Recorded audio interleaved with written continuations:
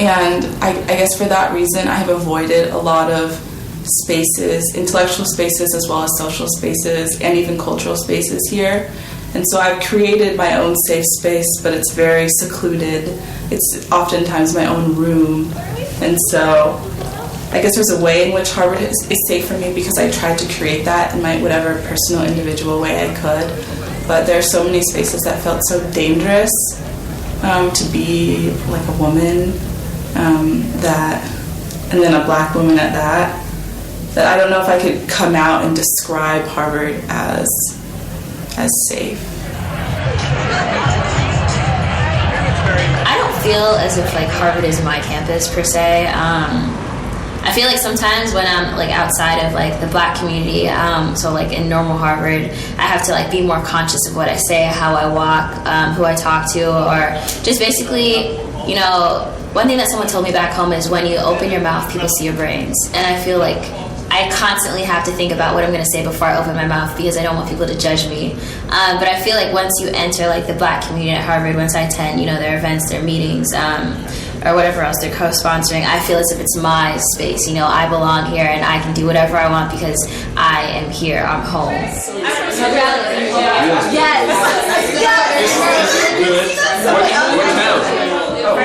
I'm the president of the Harvard Black Men's Forum, and since I've gotten here, they've just been a really welcoming group of guys. I remember getting here, and like the first group of people I met were a group of, I think, 20 or 30 black men. They had kind of off the cuff BMF meeting to welcome Pre-Frosh, and I was just shocked to see that many black men go to Harvard. I didn't know groups like that existed. That was kind of the first moment when I got on campus that I felt some kind of racial solidarity. I haven't been very involved in the black groups on campus. I would like to be more involved, but I think being biracial, I kind of find my community everywhere. I tend not to pick up on race at all, actually, except for when there's when there's this huge disparity. Pretty much as far back as I can remember, I've always been pretty cognizant of race and of the various nuances that are associated with it.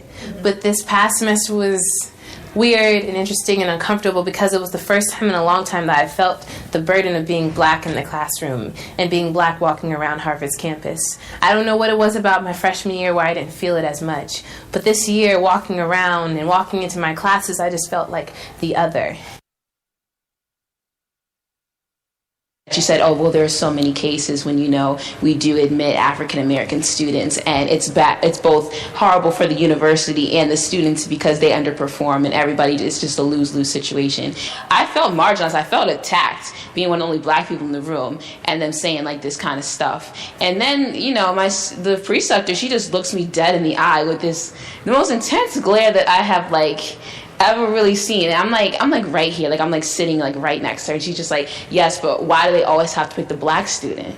And she like said it twice too. I was like, I just told her that they don't always pick the black student. If they always pick the black student in cases of affirmative action, then there would be a lot more. We make up a lot more than 10% of Harvard University's population, honestly. So they obviously don't always pick the black person. But she looked directly at me and said it with like a really intense glare, and I was just like, I felt some type of way. I felt like she was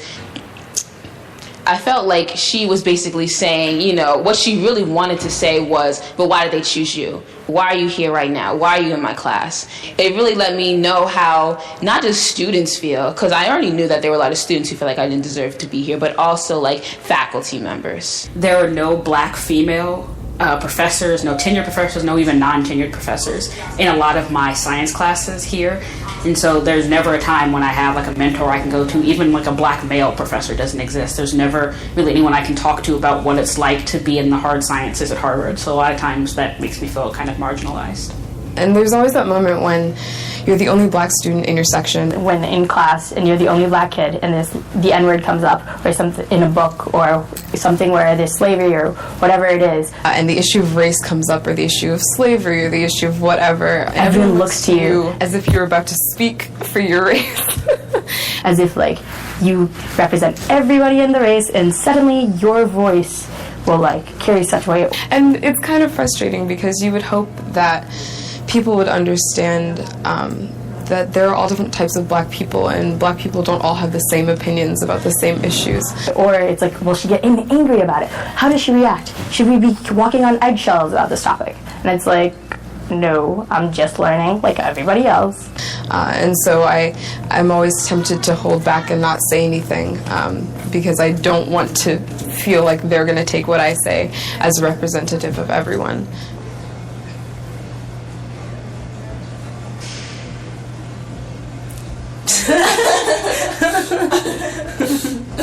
I don't think there's like a black culture. People have like, they do different things. I mean, there's some things that I guess unite like African Americans, but then you have like people like coming in from Africa or like the Caribbean all the time and stuff. Like, are they not black? No, they're allowed to be black too.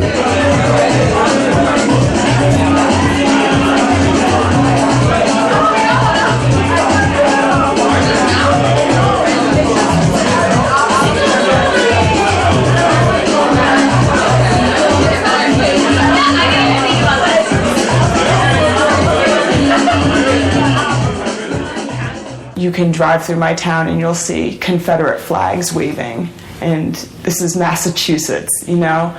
So coming from a place like that where racism is kind of celebrated in some places to a place like this where it's much more diverse and I feel much more open and people are much more willing to have conversations. Harvard is my campus. I didn't really claim Harvard. I would say, well, I go to Harvard, but I'm not really of Harvard. I don't feel like a typical Harvard student. And it took a while and it took a lot of experiences to prove and to illustrate that I too am Harvard. I'm not sure I'm of Harvard, but at the same time, it's going to help me in whatever avenues I choose to take my next steps. I guess the biggest irony of coming to Harvard is that for as much pain and as much confusion as it caused me, it also developed in me a really focused and sharp sense of what I want to do moving forward. And it has made me excited about the work to come and the kind of life I want to live in the future. Most of the time I say this campus feels safe, and as for it belonging to me, I guess it's Harvard is this institution that stood before the Constitution of the United States, and so I think it's something you have to kind of make it your space, because it stood long before you were here and it'll stand long after you go. So if you don't make it your own space, it's not necessarily a space that's going to make you feel a part of it, but if you really make yourself a part of it, then yeah, you can be a part of the space.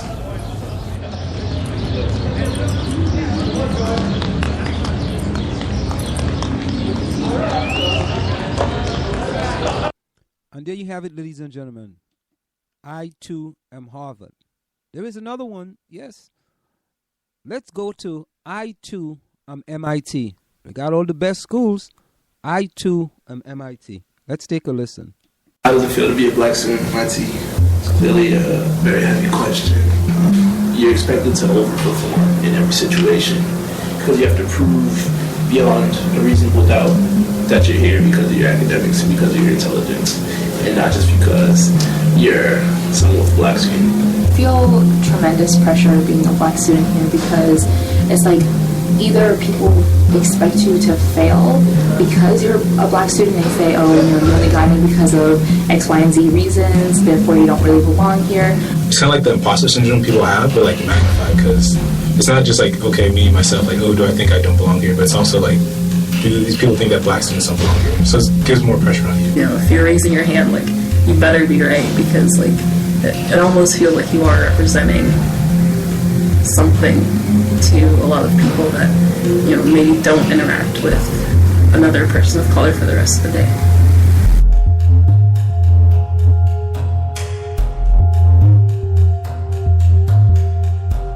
I haven't experienced racism outright at MIT, but at the same time there's a lot of microaggression that I think a lot of us students feel.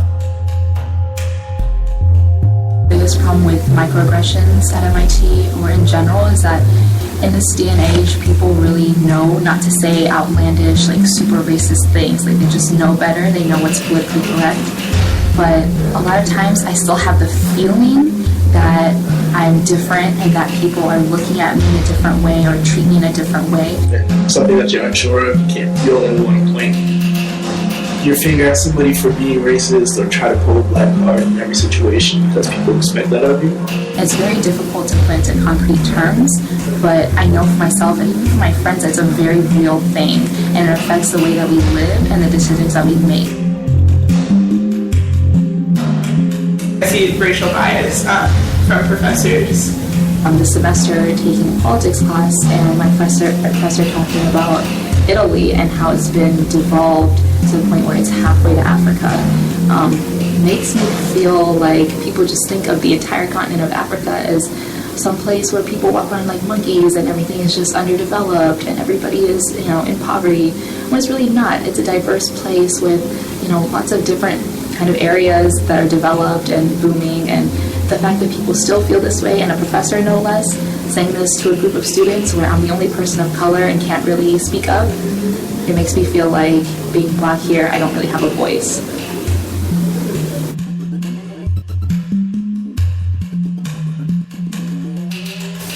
I've had people tell me, oh, you're not like other Black people. And obviously, I'm like, what's that supposed to mean?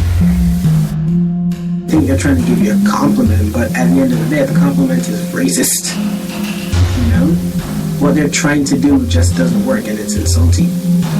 I don't want to feel like I'm propagating my own stereotype, and I don't like this kind of responsibility to constantly have to reject those kinds of things. If I'm in a dining hall, I feel like I'm supposed to be quieter or maybe not laugh as loud because I don't want people to think like, oh, it's another loud Black person.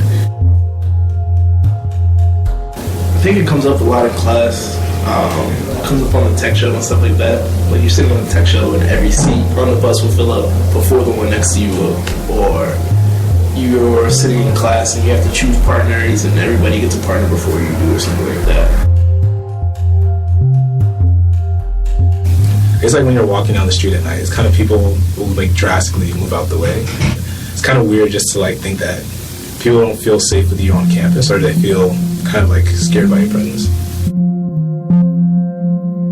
In my major, there's only 2 Black people, and I think that we often, whether it's by choice or because of outside forces, work together. But I do think that if we didn't choose to work together, that I still think that we'd be alienated from other groups. Well, one of my friends at the gym, she was running, stretching. She's pretty athletic, and a guy comes up to her and says, you're really lucky that we made you like that, like implying that Black people are athletic because they went through slavery. So being Black at MIT, where there's so few of us, I sometimes feel like my culture is a show where people are just kind of fascinated and kind of want to watch me. Talking about misappropriation of Black culture, the pantomime that was D-Twerk is a prime example.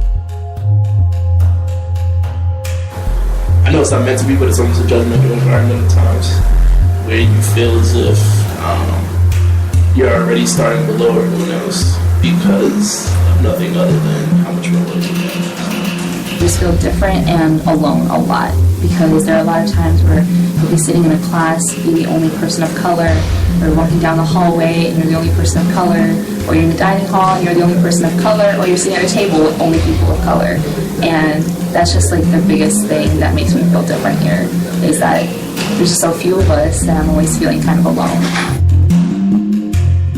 A couple of years back, someone wrote an article about how they didn't feel Black students belonged at MIT, or they were complaining about affirmative action. Discussion about affirmative action and statements about whether or not certain people deserve to be here have definitely placed a burden, I think, on minority students at MIT, because this is a hard enough place to be at already without knowing that there are certain classmates of yours that legitimately think that you don't belong here because of your race.